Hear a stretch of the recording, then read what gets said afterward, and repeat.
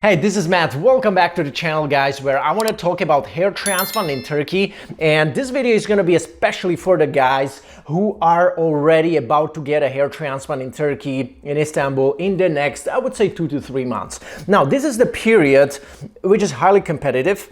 A lot of patient volume is coming to Turkey for like Christmas time and winter, because most of the guys, it's comfortable to get a hair transplant during winter. They can chill at home, relax during Christmas holidays and, after their hair transplant. So it's very comfortable. Now, this highly competitive time, guys, brings a lot of problems for guys who want to have a quality hair transplant done, especially for guys who haven't really decided yet which doctor they want to go to, but they want to go to Turkey for like winter time this year to get their hair transplant. Now the problem is, if you haven't decided on your hair transplant clinic or a doctor yet, from now on it starts being less and less likely that you will find a good doctor for like, let's say, November or December time this year for your surgery, because most of the doctors who are good, they're already booked for this time because it's highly competitive. Most of the guys are planning these transplants for winter. They already book it maybe 6 or even 12 months in advance, especially by the one patient per day clinics, where the doctor does one surgery a day. Sometimes he does it in 2 days for one patient. Now the reality that the good doctors or the one patient only clinics are already usually booked for this time leaves patients with the opportunity to wait for the next year when the doctor is free, or to go with a clinic which does more patients per day, 5, 10, 15, 20 plus patients per day, as some clinics in Istanbul do, and they go there because they are free, not necessarily because they are the best clinic, but because they're available during the time when the patient is free, when the patient already booked his tickets and he just wants to do it. So sometimes I see these mistakes, guys. It's sometimes guys get lucky and they go to a good clinic, even if it's a hair mill, but sometimes they are not gonna get lucky because they just go what's convenient for them. They not go with their original choice, with the doctor who is good, who fulfills all that criteria and all that quality criteria that I describe on this channel, also in my ebook Turkish Guide on the Best Clinics. So I assume if you haven't booked your hair transplant in Turkey yet, you will probably be left with the technician-based clinics in Turkey, which can do higher patient volume per day, which some of them may not be that bad, some of them may be really bad, some of them can be actually pretty good. Now, which ones are good, which ones are bad? Because there are like hundreds of clinics just in Istanbul. That's why in Istanbul, during like non-pandemic times, they were able to do like 1,000 surgeries per day, hair transplant surgeries a day in Istanbul only, guys. And that's why it's important to take a look at the clinic and compare like also the skill of their technicians. You don't want to go to a clinic with like high technician turnover rate, and the turnover rate means like the percentage of technicians that are like coming and leaving the clinic in a certain period of time. You don't want to go to a clinic with a turnover rate of like Amazon's, which is like almost every employee that comes to Amazon will leave the same year. Like, you don't want to go to that clinic, right? Because you cannot guarantee that their results that they are portraying on the website are even coming from their current technician employees, from their current team that is working for this clinic today. This is also the time where I get like a higher volume of consultations, of one-on-one calls that I'm doing with guys who are interested in a hair transplant, and many of them, more than 50% usually, want to discuss with me a hair transplant in Turkey, especially during this time. That's why I'm bringing this video to you, just to be careful, just to be cautious.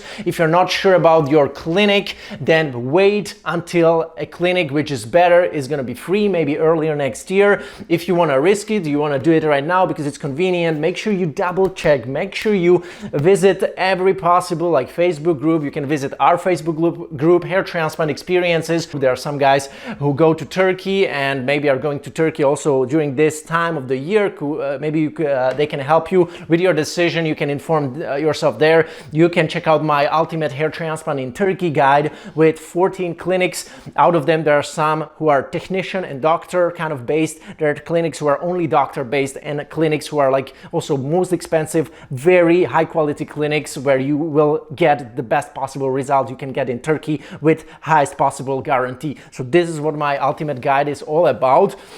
You can check this out, and as I said, you can also consult your situation with me if you are not sure. If you want to be like, hey Matt, what do you think about this and that clinic, you can contact me as well. I visited like 10 clinics only this year. I visited like 10 clinics in Turkey. In my ultimate guide, there are like 80% of these clinics that are in the guide I also visited myself, so I can share with you exactly all the things. I can answer you what you need to know before your hair transplant in this or that clinic. And obviously some clinics in Turkey I don't know about because there are like hundreds of them. And here my most important piece of advice would be, don't go with some unknown clinics, guys. Go at least, or stick to the clinics that have some degree of social proof. They have some degree of reputation at least. Please don't try to reinvent the wheel and go to some like unknown clinic just because their website says DHI specialist or Afro hair specialist. As far as I know, there is no real like DHI specialist in Turkey who is claiming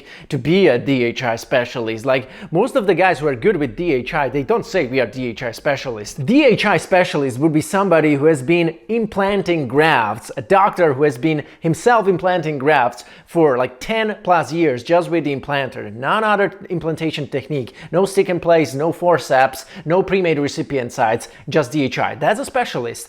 However, most of the Turkish clinics that you visit, they offer DHI, they offer FUE, like recipient, pre-made recipient sites, they offer sapphire and all types of stuff like diamond, whatever, I don't even know. Is this really a specialist? No, it's maybe a well-rounder, but it's not a specialist in DHI. If you really want to get a quality DHI, then you need to go to a clinic that only is using DHI for the implantation. That's how you find a specialist of DHI.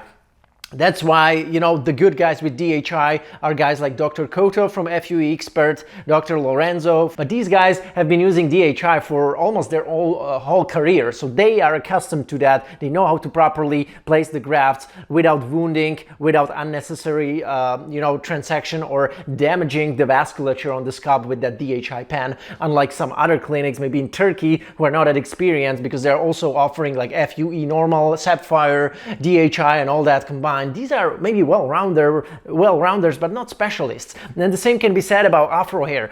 Just because you see like Afro hair specialists for like Turkey, FUE, it doesn't mean they're specialists, really. Like every good doctor knows the risks of extracting like Afro hair with follicular unit extraction, with, you know, the isolation.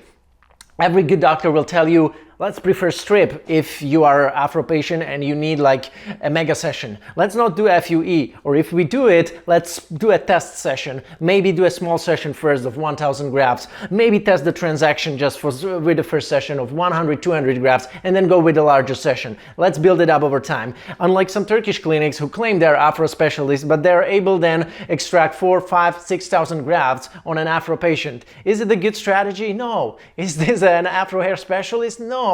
That's what I try to tell you guys. So at least stick to the clinics that have somewhat reputation. You know, that's why I recommend you to read my guide, because at least in the guide you find clinics with some history, some solid history of being a hair transplant doctor, of being a hair transplant clinic in Turkey. Again, visit our group, you know, get educated for free on my website by downloading my free ebook as well. All that can help you out. Combine all that, you know, ideally to get the best advice, and then make the decision, make better decision, more informed decision based on reading that and seeing all that, okay? Reviews, that's the last thing that I wanted to bring because it's the least important thing in my opinion. Again, this is one mistake I see guys doing as well. They go to reviews because they know that probably the clinic that they go to is not the best. The doctor involvement is somehow low, and they're like, shit, okay, let me read the reviews. Maybe the reviews will convince myself that it's actually a good clinic. And obviously the real reviews oftentimes are great on most of the clinics because they are oftentimes fake. Like 80% of them may be fake.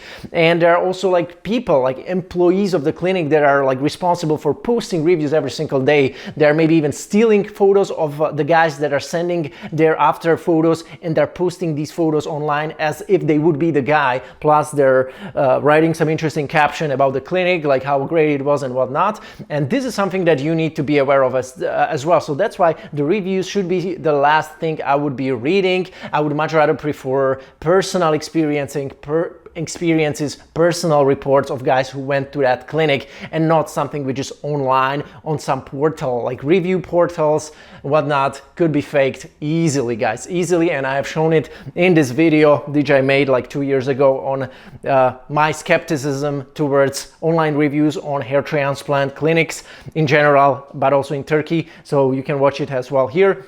So most importantly, don't rush the decision. Hair transplant is something you shouldn't rush into. You know, it's a surgery, for God's sake. You can wait, you know, at least you can buy yourself some time. You know, you can still get on treatment if you still are not on treatment, or you can stay on the treatment longer, like on finasteride and minoxidil. You can stay on it longer before you get eventually the hair transplant, which is actually better for you if you're not sure about the clinic. If you're sure, then go for it, or consult it with me, somebody who knows that stuff, and somebody who's been there and visited these and that clinic. But if you're not sure, if you don't want to consult it with me either, that's fine. Keep learning until you eventually go to the doctor who is good, who is legit. Okay, so that's the message of today's video. Could have been maybe compressed or summarized a little bit shorter, but hey, I didn't do my intro with GoFiber. That means the message was really important. I missed the intro, guys. That's how important that freaking message was. So I hope you appreciate that,